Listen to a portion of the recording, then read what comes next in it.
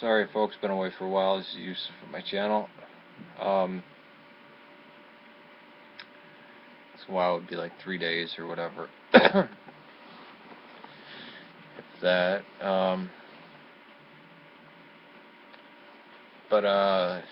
Responding to a question. A video I said that I didn't like the Gospel of Matthew. Got a person reminding me, hello Yusuf, I'm just reminding you, you said that you would make a video about why you hate the Gospel of Matthew and on Zionism. Zionism. Don't remember saying I'd make a video on Zionism. I've made plenty of them, but okay, I can do both. The Gospel of Matthew I see is kind of superfluous. Everything from Q, I mean, if we took the Gospel of Matthew out, what would we lose exactly? Not much. I don't like the genealogies of Matthew. I don't like the way Matthew's set up. I think the Sermon on the Mount is obviously a combination of a few different sermons. Let's see if I can get something to prop me up right here. It's kind of uncomfortable. There it is. Nice pillow. I think the genealogy is symbolic and not real. I actually trust Luke's genealogy a lot more. Or I don't know if you should say trust, but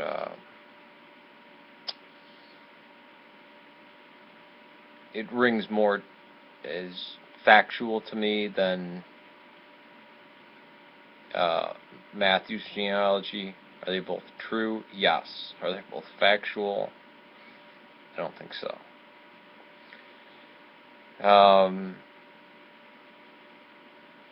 I'd have to actually go back and reread through a lot. Matthew was one of my favorite ones. I mean, as I said before, it used to be Mark and the Sermon on the Mount, which were the two ones that I guess two, Sam American, the two ones that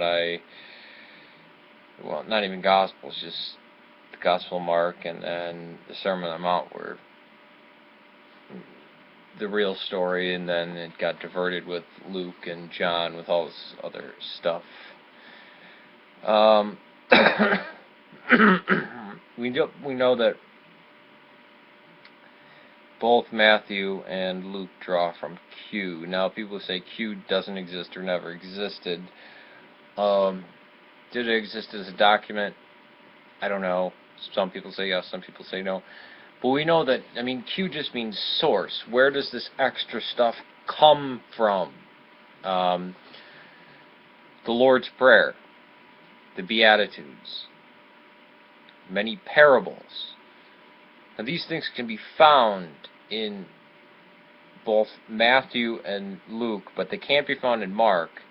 But we know that Matthew and Luke were using Mark as a template. And they weren't copying off of each other because they're not exactly the same. So they're both coming from Q. If we lose Matthew, what do we really lose? Not that much. I mean, I guess the Great Commission, I guess it's, for modern day, I guess we need it just to refute some of the crazy people that say, well, if it's not in the Bible, then again, if you're going down that road, you got a whole different other can of worms you're opening up there. Zionism, I guess people would say it started in the 1880s.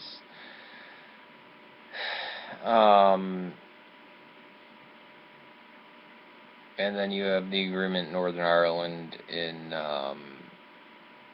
during World War I that the Jews would get the right of return.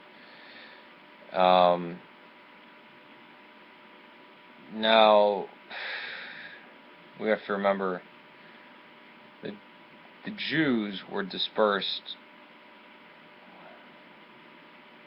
3 different times. The last time being 135 AD, and Palestine was born out of that. Now remember, before, Israel was not a land. And when it was a land, it was Israel in the north and Judah in the south, or Judea, with it was Judah and Benjamin, and then after the captivity it was called Judea, and in the north you had the Samaritans, which I actually believe the Samaritans are the proper bloodline. And this is one of the problems with which I have in Matthew, because I believe it says that it's kind of this backhanded comments towards the Samaritans, or as if they're less, which I actually think Jesus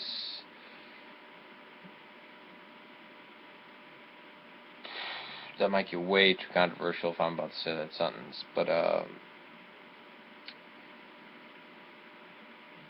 signs point to Jesus being at least sympathetic with the northern Israelites, with the Israelites and not the Jews, because remember, they're separate since the death of Solomon. You had the Jews in the south and the Israelites. The north Israelites get supposedly wiped off by Sennacherib, but there's still people living there, like the Samaritans. Samaritans come to offer to rebuild the temple, and they say, no, we don't want you. You also had, during the Babylonian captivity, you had Jews that remained in the land. You had Jews that were in Babylon, and you had Jews that were in Egypt.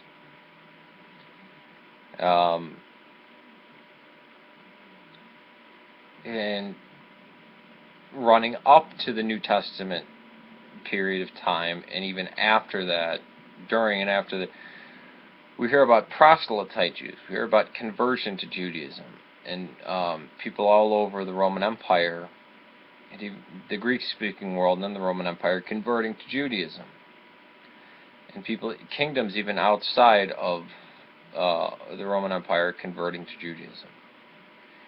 And even later on, we hear about Khazars and Khazaria.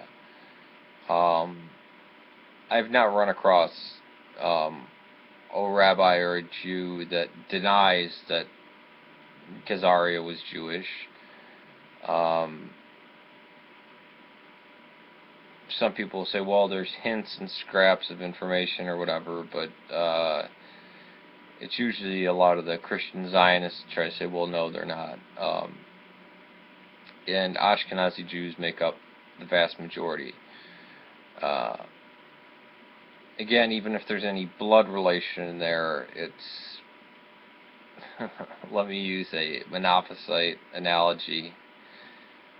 It'd be like a drop of honey in the ocean. It'd be so diluted that it's silly. It's like saying everybody in Mexico, everybody in Latin America, everybody south of the Rio Grande has the right of return to not only Spain but Italy because of their Latin ancestry. And I don't think anybody would go for that one. Zionism is a farce. The Jews for about 1900 years, let's just say 1800 years, well, let's just cut it down conservatively, as I always do, 1500 years, said that God had kicked them out of Canaan. That was the name of the land. It wasn't, Israel was a people. The land of Canaan that was conquered by the Israelites, and then they factioned out between the Jews of the south and the Israelites in the north. Israelites then becoming Samaritans, southern Judea and Benjamin becoming Jews. And then it gets renamed Palestine in 135 AD. And people say, well, they didn't have their own particular culture there, or this or that. Are you going to make the same argument for Southern Ireland, Wales, and Scotland, that since they're not so vastly different from each other, are you going to make the difference between Canada and America, that they're not actual nations and they have no right to exist because they're too similar to each other? Or what about a lot of the Central American countries? This is ridiculous that, oh, well, it's not a real thing. Um, you can even make the same argument for Egypt, that the Coptics are the last remnant of this indigenous people, and that since Islam had come in, and Arabic and Islam and all, this new Arab movement, that it's not distinguishable from any other Sunni country, or that Palestine is Jordan. I remember these lines were drawn by the British and the French, mainly the British. But this area that's bordered by the Eastern Mediterranean, south of Lebanon, north of the Sinai, was called Palestine since 135 AD. And it had a substantial Christian population up until 1947. Lebanon had a majority Christian population, with people tending to the Church of the Holy Sepulchre, the Church of the Nativity, many different churches there, and many different types of Christians. You have the Armenians, you have the Eastern Orthodox, you have the Roman Catholics, and then you have different branches of the Roman Catholics, the Melkites, the Maronites, the Latin West, and then you have of the Orientals, you have the Jacobites, the Ethiopians that had come up. The Ethiopians are more modern, but the Jacobite Syriacs, which are Oriental Syriacs, also other Oriental non-Jacobite Syriacs. You have Syriac Chalcedonians, known as Antiochian Orthodox. You have the Jerusalem Patriarchate there, and you have the Antiochian Patriarchate that reigns over the Arab peoples of that area. So you have many groups of people with their distinct cultures, not to mention you have the Samaritans in the north, and you also have the Druze.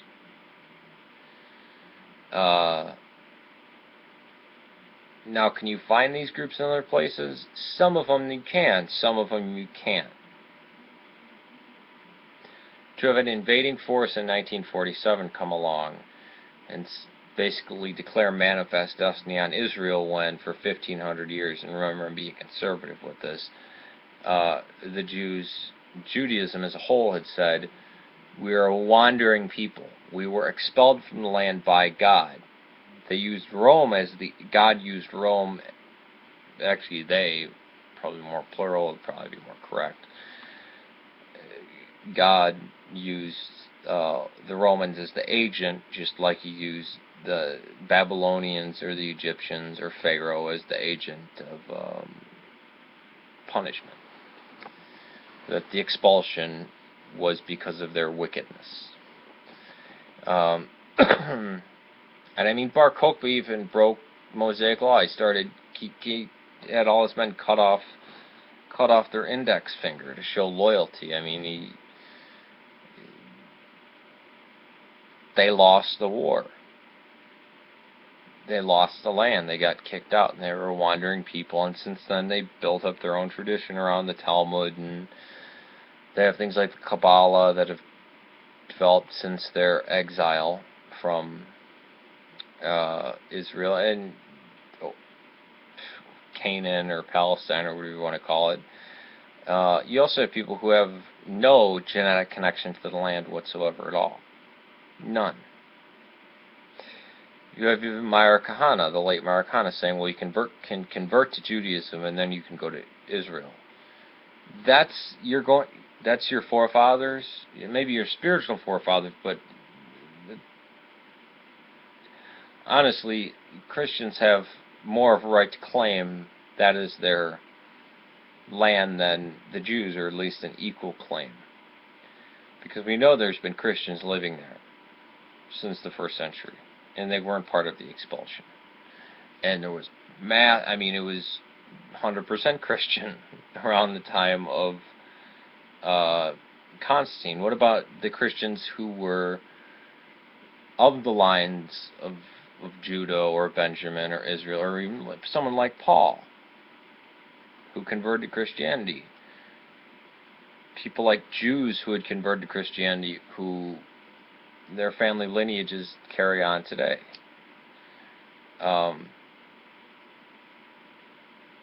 Now these people most likely speak Arabic, but we know there's Christian communities around Bethlehem dying rapidly because of the huge apartheid wall. I said apartheid wall that the Zionists had built, and Christians being between an anvil and a hammer.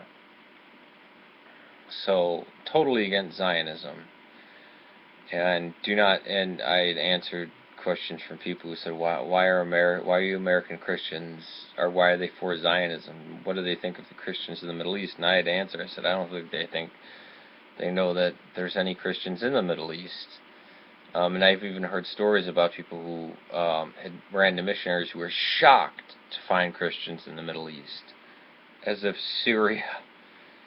Syria and Jordan and Palestine and Lebanon were not huge bastions of Christianity. I mean, Lebanon, up until very extreme modern times, majority Christian country.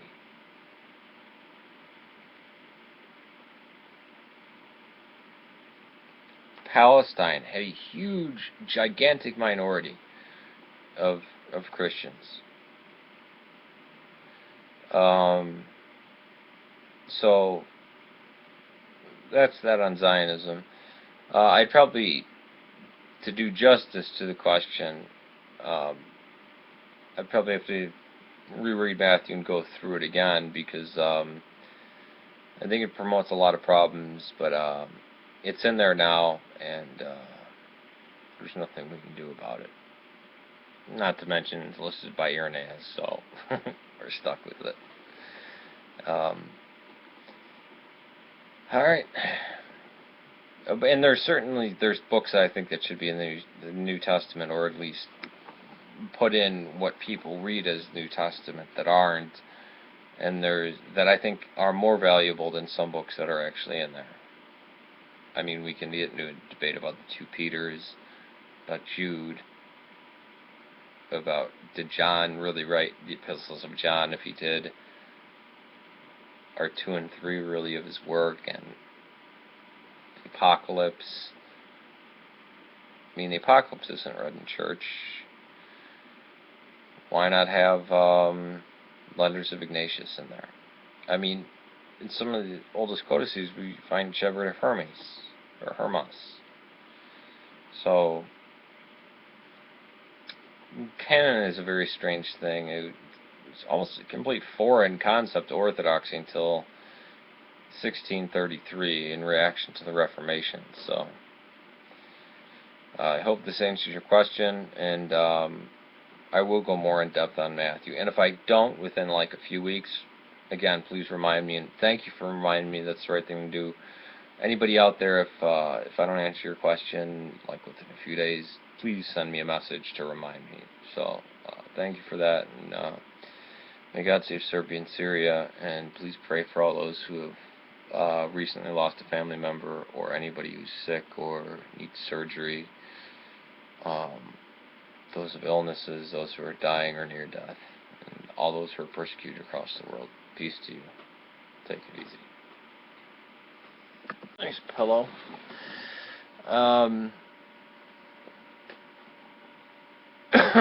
I think the genealogy symbolic and not real. I actually trust Luke's genealogy a lot more, or I don't know if you should say trust, but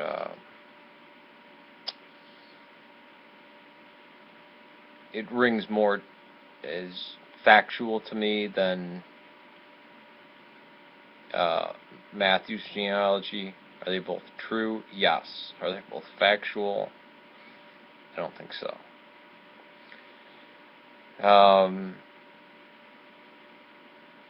I'd have to actually go back and reread through a lot. Matthew was one of my favorite ones. I mean, as I said before, it used to be Mark and the Sermon on the Mount, which were the two ones that or I guess two, Sam American, the two ones that well, not even Gospels, just the Gospel of Mark and then the Sermon on the Mount were the real story, and then it got diverted with Luke and John with all this other stuff.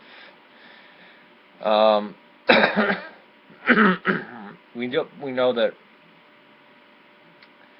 both Matthew and Luke draw from Q. I don't remember saying I'd make a video on Zionism. I've made plenty of them, but okay, I can do both. The Gospel of Matthew I see is kind of superfluous.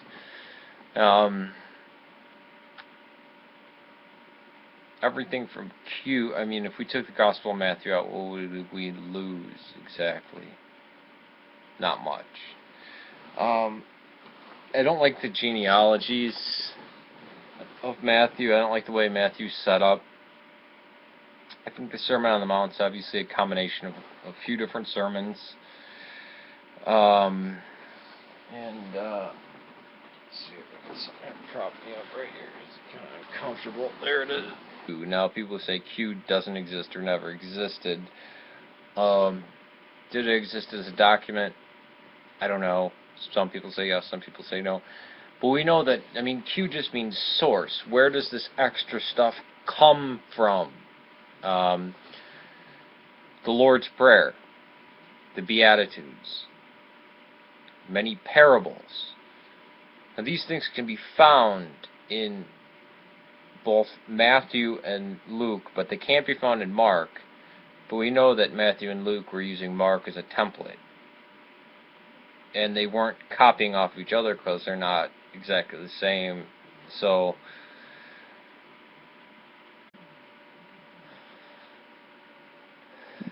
sorry folks, been away for a while. This is Yusuf for my channel. So while it would be like 3 days or whatever. If that.